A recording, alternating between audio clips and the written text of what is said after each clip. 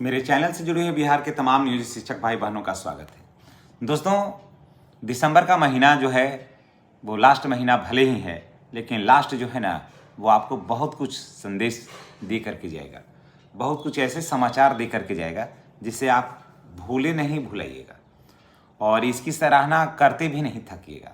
आप सोच रहे हैं कि ऐसा मैं क्या कहने जा रहा हूँ। जी हाँ दोस्तों, दिसंबर के महीना में जैसा कि आप सबको पता है कि प्रमोशन था 5 वर्ष, 8 वर्ष और 12 वर्ष। आपको 2 इंक्रीजमेंट के साथ प्रमोशन मिल रहा है। जी हाँ, और आपको अन्य शिक्षकों के से ज़्यादा आपको पेमेंट भी मिलेगा। और लाभ के साथ साथ तो ये है ना कि अगर आपको क्या आप दो इंक्रीजमेंट के बाद और कहा जाता है कि लास्ट बढ़िया होता है ना तो सब कुछ बढ़िया ही होता है। तो इस वर्ष की समाप्ति बहुत ही शुभ होगा तमाम नियोजित शिक्षक भाई बहनों के लिए।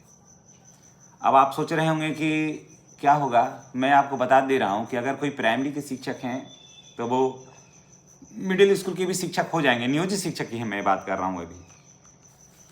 अब सोचिएगा कि नियोजित शिक्षक क्यों, क्योंकि ऑलरेडी काम नियोजित शिक्षकों का ही अभी हो रहा है, बाद में अन्य शिक्षकों का होगा। नियोजित शिक्षकों के संबंध में लेटर है और आपने पढ़ा देखा भी होगा, मैंने पहले बनाया भी है कि 90 दिन के अंदर आपका काम जो है ना, ट्रांसफ़र का जो काम है ना, ट्रांसफ़र नहीं माफ़ करिएगा, प्रमोशन का काम है, स्नातक ग्रेड में प्रोन्नति का जो काम है ना वो हो जाएगा। मैंने बताया था, कई वीडियो में मैं इस बात का जिक्र किया हूँ। तो मैं जो भी खबर देता हूँ, जो भी मैसेज आपके पास छोड़ता हूँ ना, वो बिल्कुल सोच समझकर ऑथेंटिक, बिल्कुल ऑफिस से टच होकर के मैं आपको जानकारी शेयर करता हूँ। ऐसे नहीं उड़ती खबरों का मैं सौदागर नहीं हूँ। वो खबर मैं देता हूँ जो सटीक और बेहतरीन खबर हो, जिससे कि आपको सुनकर के जानकर के कुछ जानकारी हासिल हो।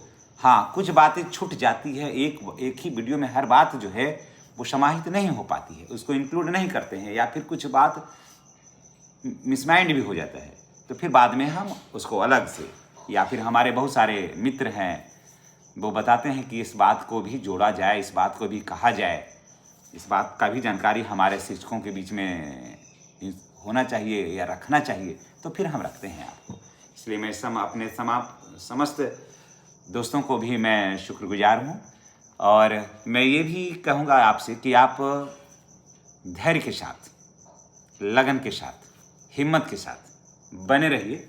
नियोजित शिक्षक बने रहने में आपको ज़्यादा कठिनाई कहीं भी नहीं है। हाँ, एक चीज़ है कि अगर आप जैसे सक्षमता 1 2 3 दे करके लोग जो गए हैं, अगर आपको ये लगता है कि हम भी विशिष्ट शिक्षक बने, क्योंकि मैं कभी नहीं किसी को भी नहीं कहता कि आप मत बनिए या बनिए, मैं अपनी बात रखता हूँ, मैं जानकारी शेयर करता हूँ आपके पास। अगर कोई 2 इंक्रीजमेंट ले करके जाता है विशिष्ट शिक्षक बनने, है ना, तो 1 2 3 से ज़्यादा इनका पेमेंट होगा। समझ गए? 2 इंक्रीजमेंट यहाँ हो जाएगा और 1 इंक्रीजमेंट हो जाएगा कौन सा, विशिष्ट वाला, तो 3 इंक्रीमेंट इनको होगा। और वहाँ अभी जो वहाँ शिक्षक हैं, जो विशिष्ट शिक्षक बने हैं, उनको नहीं हो पाएगा अभी प्रमोशन, स्नातक ग्रेड प्रोन्नति नहीं हो पाएगी, कारण कि अभी नियमावली में वो नहीं है। बाद में नियमावली में क्या होगा ये तो आने वाला समय बताएगा, अभी नहीं है। तो फिर आपको वेट भी नहीं करना होगा। अगर आप जाना चाहेंगेगा वहाँ, तब की बात कर रहा हूँ। आप ये मत सोचिएगा कि मैं आपके लिए प्रेस डाल रहा हूँ या कह रहा हूँ कि आप वहाँ जाइएगा। अगर जाइएगा तो यहाँ 2 इंक्रीमेंट के साथ भी मिलेगा आपको, है ना। और उसके बाद फिर एक चीज़ जान लीजिए, 2 इंक्रीमेंट के साथ वहाँ पर जाइएगा तो जाइएगा आप, लेकिन 8वें वेतन का लाभ अभी वहाँ पर मिलेगा या नहीं मिलेगा, अभी संदेह के घेरे में है। समझ गए ना, वहाँ संदेह के घेरे में है अभी। इस चीज़ इंक्रीजमेंट मिल जाएगा आपको, फिर एक वाला यहाँ से तो लेकर जाइए करिएगा, फिर वहाँ ये लेके इसलिए जाइएगा कि आपने इंतज़ार किया है। तो कहा जाता है ना कि सब्र का फल मीठा होता है, तो आपको सब्र का ये फल है। 2 इंक्रीमेंट लेके जाइएगा, एक वहाँ जाइएगा, इसलिए आपका वहाँ स्वागत के तौर पर 1 इंक्रीमेंट मिलेगा, तो 3 को हो जाएगा। लेकिन 8वां वेतन का लाभ आपको वहाँ पर मिलेगा या नहीं मिलेगा, ये अभी मैं नहीं कह सकता हूँ। लेकिन अगर आप यहाँ पर 2 इंक्रीजमेंट लेकर के यहीं ठहर जाते हैं। नियोजित शिक्षक ही बने रह जाते हैं। अगर 2 इंक्रीजमेंट आपको मिल जाता है और यहीं पर बने रह जाते हैं तो 8वें वेतन का लाभ आपको ऑलरेडी मिलेगा। समझ गए? यहाँ पर आपको कुछ कोई किंतु परंतु है नहीं, क्योंकि आपका रास्ता बिल्कुल सब कुछ क्लियर है। यहाँ पर आपको कोई परेशानी नहीं है। समझ गए? फिर आप मिडिल स्कूल में, आप मिडिल स्कूल में भी आप जा सकते हैं।